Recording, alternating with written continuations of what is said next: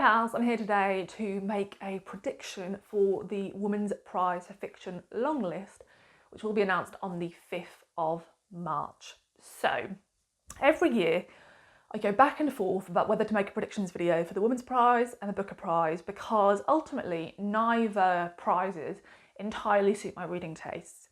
I read books predominantly by women, so therefore you would think I would lean more towards the Women's Prize. But I think that the Women's Prize are much more, sort of varied in terms of their selections. So they have a mixture of literary and commercial fiction. They also usually have quite a mix of genres. So sometimes they'll have some mysteries, some historical fiction, maybe some like dystopian stuff. And yeah, there's just usually a decent half of the long list that I'm just not that interested in.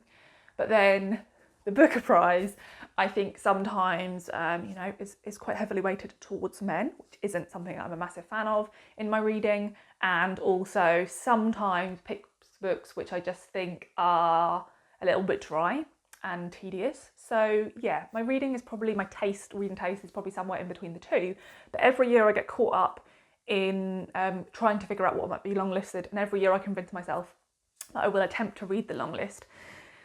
Now this year, maybe wrongly, I'm feeling very hopeful about the Women's Prize, and that's because I just think it's been a banger of a year for new releases, for books written by women. So if you're not aware, the eligibility requirements for the Women's Prize for fiction are that they have to be published between the 1st of April in 2023 and the 31st of March in 2024. They have to be written by a woman, but they have to be published in the UK. And I think that's one of the trickiest eligibility requirements to be sure of, because there's of course lots of books written by women published in that time period that have not been published in the UK in that time period. So I hope every book I'm mentioning here is eligible, but of course I may make some mistakes.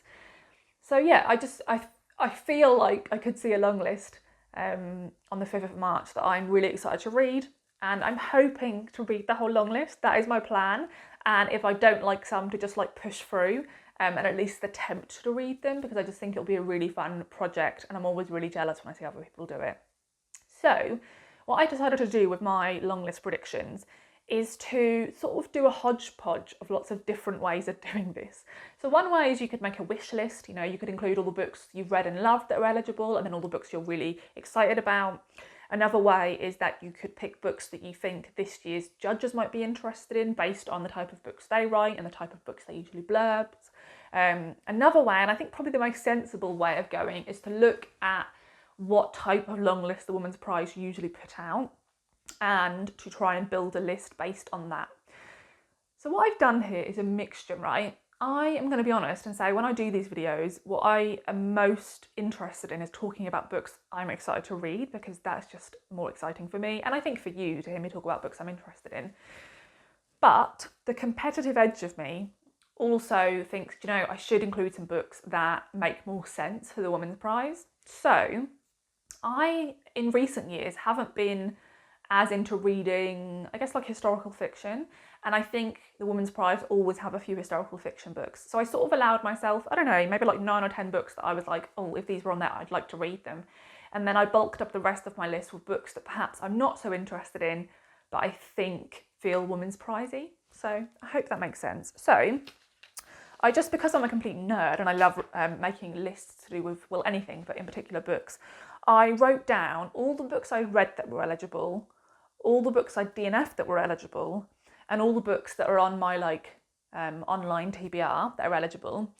And I split those between ones that came out last year and I just still haven't read, and ones that have come out this year in 2024, between the 3-month eligibility window for 2024 releases. So it turns out that I've read 19 eligible books. I'm currently reading 2 eligible books. I've DNF'd 8 eligible books, and 38 eligible books are still on my TBR. And that breaks down to about half from last year and half from this year. So some books that are out now, I'm just waiting to get copies from the library. Some of them I have copies to read, and some of them will be coming out in the next few weeks.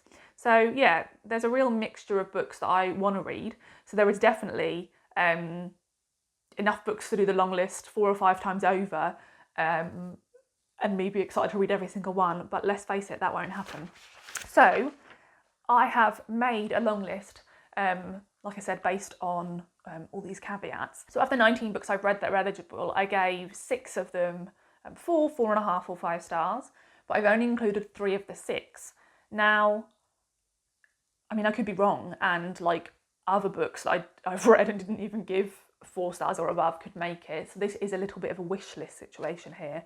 And the 3 I haven't included, I actually probably, like really enjoyed, maybe more than the 3, although one of the ones I'm including was one of my favourite books of last year. I just think they feel more women's prizey. So I'm just going to briefly mention the 3 I read and loved that are eligible that I'm not including in my guesses, just because it's going to be funny if they are in the long list, and I should have perhaps been more confident. One of those is Tell Me What I Am by Una Mannion. This is her second book. I just really love the way she writes. This is a very slow moving, twisty family drama. One of the perspectives is an aunt and one of the perspectives is the niece, and the mother / sister went missing many years ago, and it's about those characters finding out exactly what happened to her. I really loved it, but I just don't think this is doing enough or has been recognised enough to make the long list. Another is Penance by Eliza Clark. I thought this was a wild ride. I just don't know, I think this one feels a bit too brutal for the Women's Prize. And also it is told in like a sort of meta-narrative way, and it's written from the perspective of a man, and I don't know, like that's happened before with the Women's Prize, but it's not necessarily, doesn't feel like it's a true fit of the Women's Prize for me.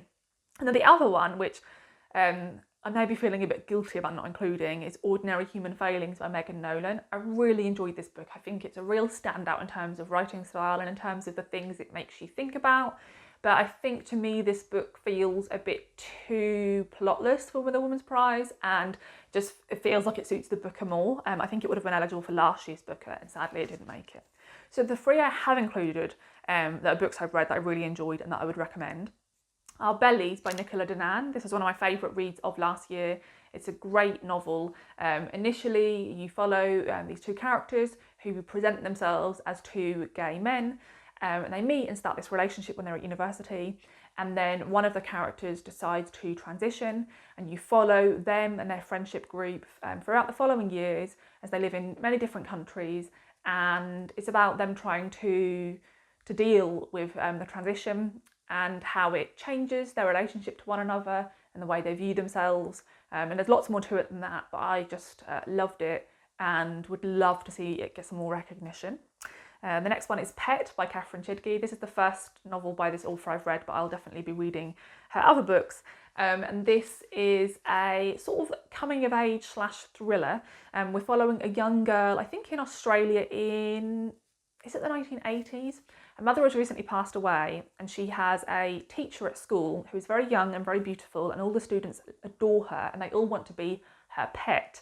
But you can tell as an adult reader there's something slightly nefarious about this teacher, and things begin to escalate, and the novel is very tense and dark towards the end. And I just feel like this is one that I could see a lot of different readers enjoying, so it feels like it would be a really good choice for the Women's Prize for me. And the last one is one I have read only in the last week and really enjoyed. This is a new release, so I'll be reviewing it soon, so I won't talk too much about it here, but that is The House of Broken Bricks by Fiona Williams. This is a debut novel. The novel opens and you are being told the story in multiple points of view, from the mother's perspective, the father's perspective, and their 2 11-year-old sons. They live in a rural village and have a very sort of country living lifestyle.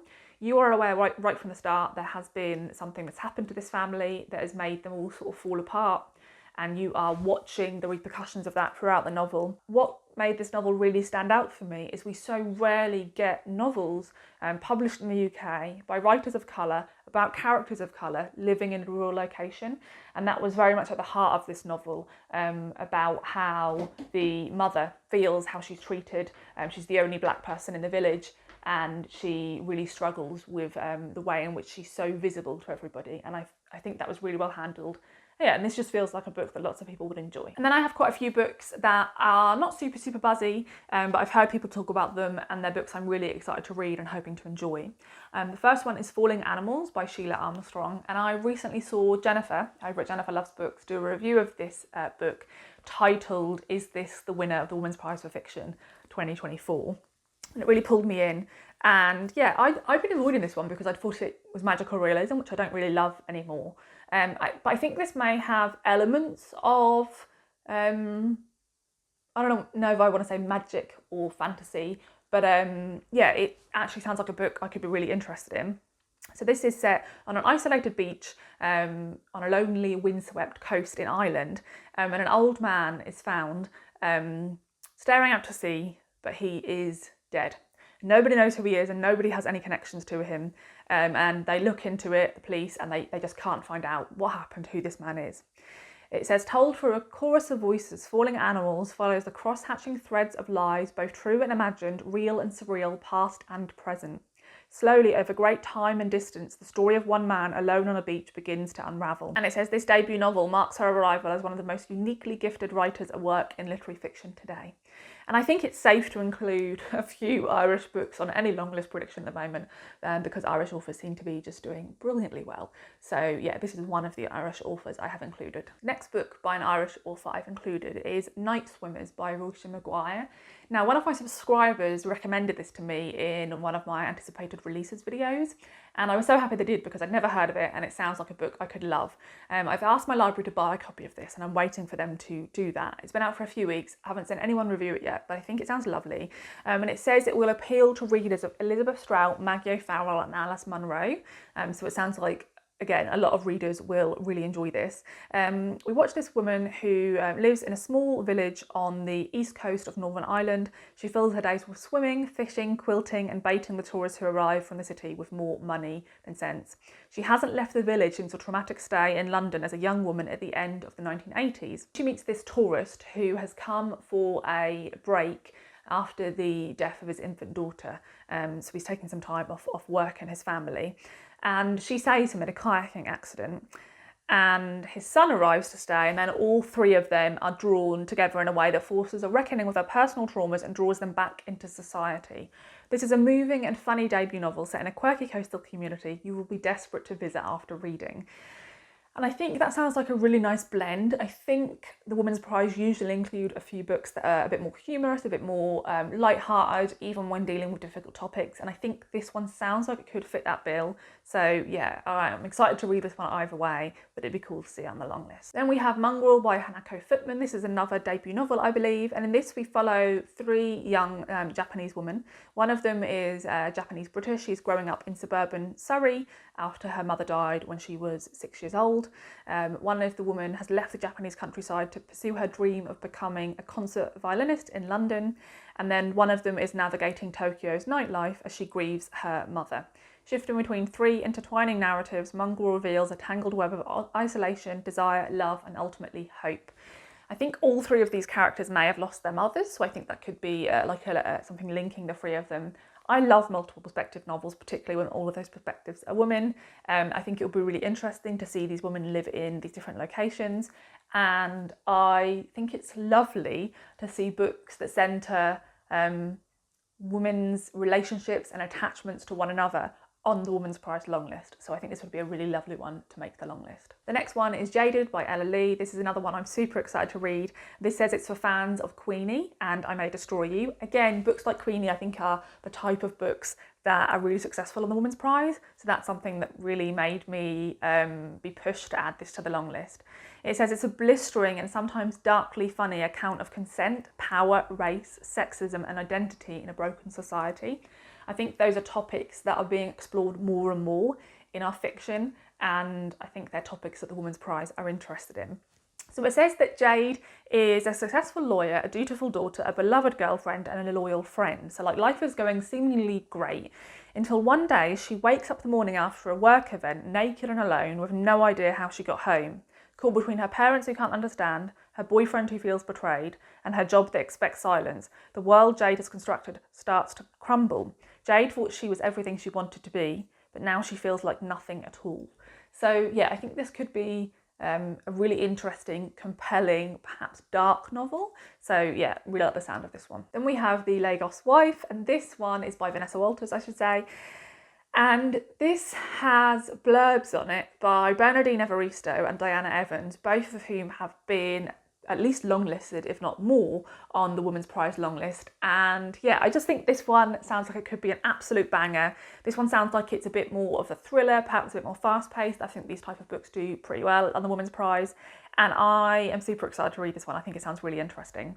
So it says that this woman has the perfect handsome husband, a palatial house in the heart of Lagos, and a glamorous group of friends. She left London and her troubled family behind to become part of a community of expat wives.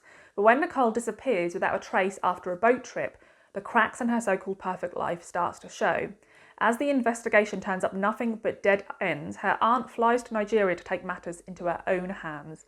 As she digs into her niece's life, she uncovers a hidden truth. But the more she finds out about Nicole, the more Claudine's own buried history threatens to come to light. And it says this is a shimmering success, and Bernardine Evaristo says she was hooked right through to the shocking ending. So yeah, I won't be super surprised if I see this one on the long list. I just think this really sounds like a Women's Prize book, and I'm really excited to read this one. And then we have The List of Suspicious Things by Jenny Godfrey. I think this sounds a bit reminiscent of works by people like Joanna Cannon, who I think has made the long list perhaps at least once, though I could be wrong here. But I think books like that tend to do fairly well on the long list, books that feel perhaps a little bit sentimental. So I am concerned. I want to really like this one, mainly because it's a coming of age novel about a working class family, which are just two massive ticks for me. But yeah, we shall see. So the premise of this is it is a character-driven novel that's set in Yorkshire in the late 1970s when the Yorkshire Ripper was terrorising the area. We follow this young girl who's being raised by her father and her aunt after the death of her mother, and she has realised her father wants to move her away from the area, in part because of fears about the Yorkshire Ripper. She desperately doesn't want to leave. She absolutely loves her best friend and doesn't want to live apart from her. And so she convinces her best friend they need to start investigating who the Yorkshire Ripper could be. So they start making this list of people who are suspicious. So I think this is a really interesting story about a community. It makes me think of a novel like The Trouble with Goats and Sheep, like these young girls starting to look into all the people around them and us starting to find out the darker secrets you weren't expecting, and then the light moments in a community. So I think this sounds really good. Okay, so now we're moving on to the part of the long list that are, I guess, books that I think are like super popular, that are likely to make it. Some of them I'm interested in reading, some of them I'm not. And then books that sort of bulk out the long list with some of the things I think I've missed. So firstly, the other Irish author that I'm guessing will make the list is Caroline O'Donoghue with The Rachel Incident. I've just started listening to this one. I'm not very far in, but I'm enjoying it so far. This made so many people's favourite books of the year in 2023. I've seen lots of different readers say how much they loved this and they just read it all in one day, and it was just loads of fun. And so yeah, I just think this one has a really good chance of making it. I think this is her second or third novel, and I don't think she's previously been longlisted for the Women's Prize. This is about, I think this could be set in the 90s as well. Correct me if I'm wrong. We follow a young woman and man who meet each other working in a bookstore when they're at university. The young woman has a massive crush on one of her university professors, but then one day she walks in on him getting off with her male best friend who she's met at the bookstore, and then she offers to sort of cover for them because the professor is actually married to a woman. You sort of follow that story, and I've heard really great things about it. The other one that I think has a really good chance is The Vaster Wilds by Lauren Groff. This is a historical fiction novel, and I've been put off reading this because it is set at the time when like the American West was being settled, and I don't like Westerns really at all. I've attempted to read a few Westerns and just, yeah, it's not something I'm a fan of. But I have since had quite a few people tell me that they think I'd really love this one because actually it's much more a slow-paced coming-of-age story and has really beautiful nature writing. So yeah, this sounds like one that could make it. Lauren Groff is a very successful and celebrated author, so I wouldn't be surprised to see her name make the long list. Then two that I don't really want to make the long list, in all honesty, but I think they have a good shot because of how much everybody is raving about them. The first one is Tom Lake by Anne Patchett. I've read quite a few Anne Patchett novels now, and I was sort of convincing myself that I really loved Anne Patchett, but actually I've got to the point, I reread Commonwealth recently, which I'd remembered loving, and I really didn't love it. And so, yeah, I have mixed feelings about Anne Patchett. I think she has moments of brilliance in her writing, but there's also just a lot of moments of like, meh. So when I heard about the premise of Tom Lake, I was very bored. am not interested in reading it at all. I've heard so many people rave about the audiobook because Meryl Streep reads it. If it makes the long list, I will attempt it via audio, but this blurb I'm now going to describe sounds very uninteresting to me. This is set during the pandemic. I believe this family run a cherry farm, and their 3 daughters have to come home to live during the pandemic. And their mother starts to tell them the story of when she was a young woman and she was an actress. She had a relationship with a man who has gone on to be a very famous and successful and fancied American actor. And she tells them the story of that relationship. I think that sounds really boring. I'm not interested in it at all, but I've just heard so many people rave about it. And Anne Patchett is the sort of author that gets longlisted for these type of prizes. The other one is Yellowface by R.F. Kuang. So again, another author I have attempted to read. I got maybe a third of the way through The Poppy Wall, which is her debut novel, I think, and part of a trilogy. And I found it compulsively readable, but then it just started to feel really juvenile to me in terms of the decisions the characters were making, and the plot felt a bit all over the place, and I ultimately DNF'd it. Then I attempted to read Babel, didn't get very far in at all, read about 30 pages, felt like the writing was incredibly lacking in subtlety, felt like the author explained things to the readers that didn't need to be explained, and yeah, I just didn't feel connected to the story at all. So I do not want to read Yellowface because I just don't get on with her writing, but I've had so many people rave about this, and I just feel like if it's going to make any long list, it will probably make the Woman's Prize. So this is about 2 writers. One dies, and the white woman knows about her manuscript, so decides to try and pass herself off as a woman of colour and try to pass herself off as the author of this book, and you sort of follow the repercussions of that. So yeah, I think it sounds interesting enough. I just don't like this author's writing style. And then the next one I do actually have on audio because I thought it sounded interesting, but then the reviews I started to see, even though positive, started to make me think that maybe this wasn't going to be for me. But I still think it sounds like a book that could make it on the Woman's Prize, and I am still going to attempt to read it. I'm just not as hopeful. And that is The Berry Pickers by Amanda Peters. So this is, I guess, sort of a historical fiction novel, which is one of the reasons I included it, because I haven't included many historical fiction novels, I don't think. This opens in 1962 when a Micmac family arrive in Maine from Nova Scotia to pick blueberries for the summer. And 4-year-old Ruthie, who's the family's youngest child, vanishes. And her brother is the last to see her go, and he will remain distraught by this for years to come. Then in Maine, a young girl named Norma grows up as the only child of an affluent family, and as she grows older, she starts to have these memories resurface that don't feel connected to this white family she's being raised with. And it says, unwilling to abandon her intuition, she will spend decades trying to uncover this family secret. It says this for readers of The Vanishing Half and Woman of Light. This is a show-stopping novel by a vibrant new voice in fiction, a riveting novel about the search for truth, the shadow of trauma, and the persistence of love across time. I feel like it's dealing with themes that the Women's Prize are interested in, and I feel like this sounds perhaps like commercial enough based on the reviews, that it will be dealing with these topics in a way that the Women's Prize like. So yeah, I wouldn't be surprised to see this one make the long list. Then these last 2, again, I'm not completely against reading, but I wouldn't pick these up if it was just down to my choice. But I think they have a good chance of making it. We have Loot by Tanya James, and I'll explain the premise and then tell you why I'm not interested in this.